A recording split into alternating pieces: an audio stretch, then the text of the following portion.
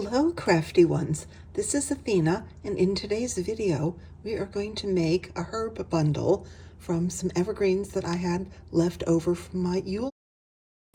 Juniper, lavender, and a little bit of white pine. The white pine is from my land. The others I had to acquire elsewhere. So the secret to a good herbal bundle is to wrap it tightly. And there's nothing wrong with using stems in your bundle. So I'm going to strip the stem of its needles because I can then work more closely with it and then determine whether I think that's a good length for a burning bundle or not.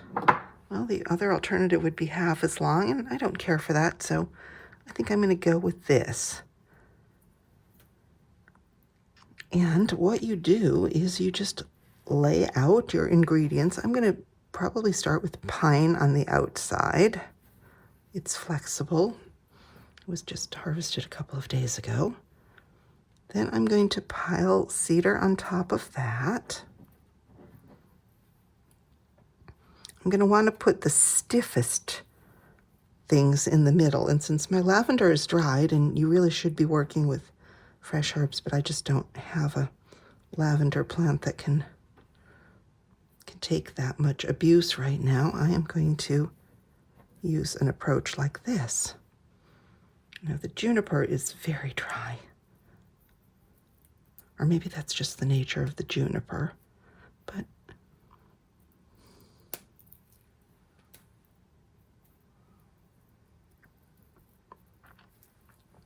as you lay the materials, think about what their powers are.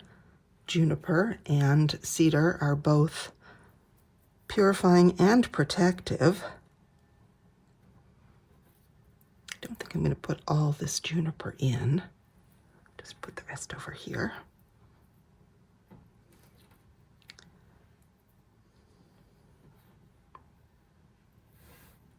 And then, as you know, with lavender, the stem is actually the most fragrant portion of it.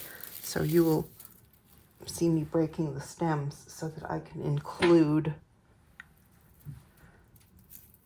a goodly length of them there. So this is how I'm going to want to include the lavender. Now, before I try to gather it, I will first tie the butt ends of everything. I'm going to take a good long length. It's probably more than a yard of string. I use linen thread just because it's natural. I have a lot of it. It looks pretty. So I'm going to tightly group, knowing that not all the ends are going to be caught in this bundle, of course. And then tie a double knot. Now that I have some level of confidence that the bundle will stay together, I can then start wrapping the outside around it. And as I said, these things dry, so you want to wrap as tightly as you can. I make an X on the back, then go up about an inch, and then tie again. And to me, that's the secret to a bundle that doesn't fall apart while it's burning. If the bundle is tied every inch or so, you really only have the material in that last inch that would be prone to fall off as you burn through the previous knot. So this is just how I'll work my way up the entire bundle. Crisscross on the back.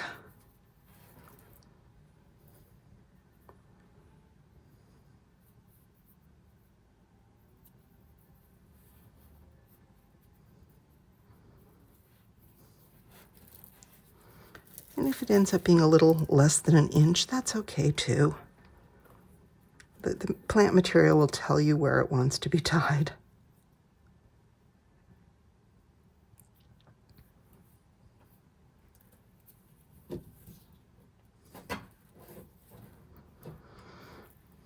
So pine is both protective and also produces abundance, which is better than prosperity. I don't know if you use the term abundance when you're referring to, well, to be crass about it, material things, material wealth. Abundance has a different connotation than either prosperity or wealth, because if you just have an intention for wealth and it's not really defining the world conditions or the market, you might gain wealth at the expense of someone else. And I don't want that on my conscience. I prefer that there's abundance, i.e. enough of everything that other people will not be shortchanged by my good fortune. Okay, this is starting to take shape. Don't worry if, some of the pine branches stick out. Some more may emerge as it dries, and you just trim them.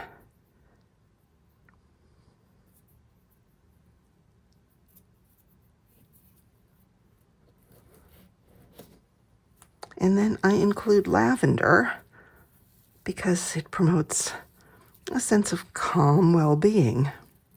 And I think that, to be protected is wonderful. To be safe in general is wonderful.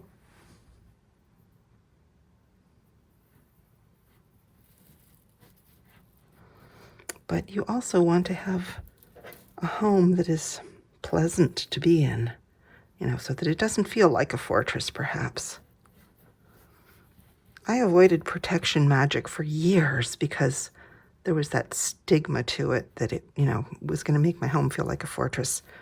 Now, I've kind of come to the end of my string, not the end of my rope, and it's really easy if you're using this tie-as-you-go method. You just take a new piece of string,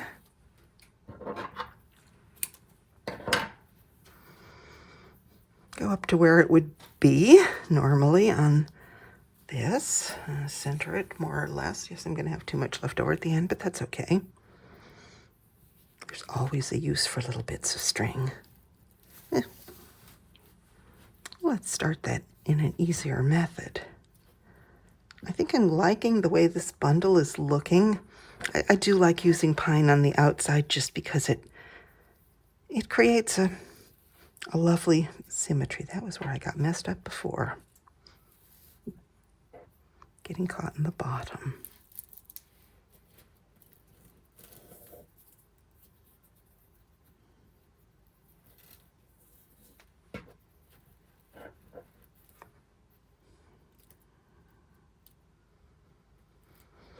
I'd like to be able to get 9 knots in this. I think I can do that.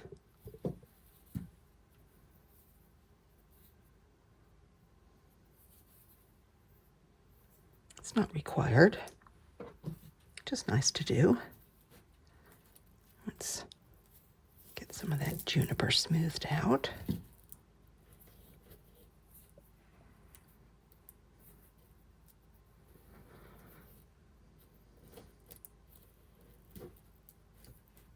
And one more for luck.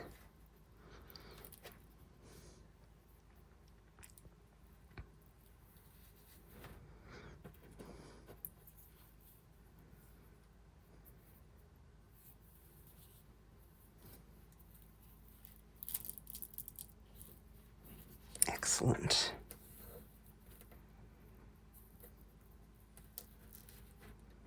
I am not going to trim anything at this point. It's just going to be put to dry. It will be hung up from the bottom first. I'm going to just make a hanging loop of it. I'll see all this string I'm finding uses for already. I'll make a lark's head knot around it because that is self-tightening from the weight. So, it's not going to hang and then start dropping as the bundle dries. Okay, tie an overhead knot here. And then this is my herb bundle. I can, you know, make it a little straighter because it is curved, but that doesn't matter. The twig was curved. You know, I say I don't trim anything, but these really long bits aren't going to get any shorter, so I may as well trim them now. Thank you for watching this video, and I hope you will make your own herb bundles. Please tell me about it in the comments. If you liked this video, please click on the thumbs up, subscribe, and most importantly, tell like-minded friends about the channel. I also think you should click on the notification bell because I will be uploading each new moon, and if you don't know the precise date, you'll be notified. You'll also be notified if I sneak in an extra video or two in this current moon or in any other moon. All are welcome here who come in mutual respect. May this moon be filled with joy and magic. Be well, and bye-bye.